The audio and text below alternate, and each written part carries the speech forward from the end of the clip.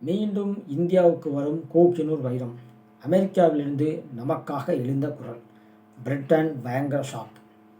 London, அதாவது இந்தியாவின் சொத்துக்களில் ஒன்றான கோஹினூர் வைரம் தற்போது பிரிட்டனில் அரசு குடும்ப சொத்தாக இருக்கிறது. இதனை மீண்டும் இந்தியாவிடம் ஒப்படைக்க வேண்டும் என்று பலரும் கூறி வரும் நிலையில் அமெரிக்காவிலிருந்து தற்போது நமக்காக ஒரு ஆதரவு குரல் எழுந்திருக்கிறது. அதுதான் நியூயார்க் மேயர் மம்தானி. பிரிட்டன் அரசை தனியாக சந்திக்க நேர்ந்தால் கோஹினூர் வைரத்தை மீண்டும் இந்தியாவிடம் ஒப்படைக்க வலியுறுத்தும் என்று தற்போது கூறியிருக்கிறார். இந்திய வம்சாவளியை சேர்ந்த நியூயார்க் மேயர் மம்தானி செப்டம்பர் 11 தாக்குதலில் உயிரிழந்தவர்களுக்கு அஞ்சலி செலுத்தும் நிகழ்வில் பிரிட்டன் அரசை சந்திப்பதற்கு முன் செய்தியாளர்களுடன் பேசினார். அப்போது அரசை தனிப்பட்ட முறையில் சந்திக்கும் வாய்ப்பு கிடைத்தால் கோஹினூர் வைரத்தை இந்தியாவிடம் திருப்பி தருமாறு அவரிடம் வலியுறுத்தும் என்று மம்தானி தெரிவித்தார்.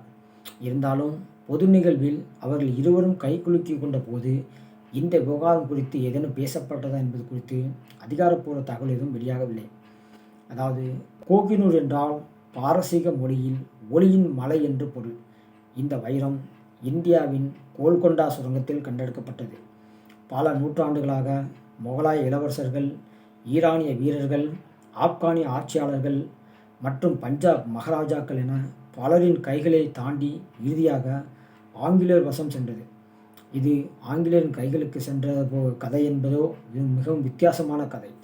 அதாவது 1849 ஆங்கிலேய சீக்கிய போரின் முடிவில் மகாராஜா துலீப் சிங் கையெழுத்திட்ட ஒப்பந்தத்தின்படி இது பிரிட்டிஷாரிடம் ஒப்படைக்கப்பட்டது. அப்போது இந்த ஒப்பந்தம் கையெழுத்தாகும் போது மகாராஜா துலீப் சிங்குக்கு வயது வெறும் 10 தான் இருந்தது. அப்போது அப்படியெனில் இந்த வைரம் எப்படி கைமாறியிருக்கும் என்று நீங்களே சிந்தித்து பாருங்கள்.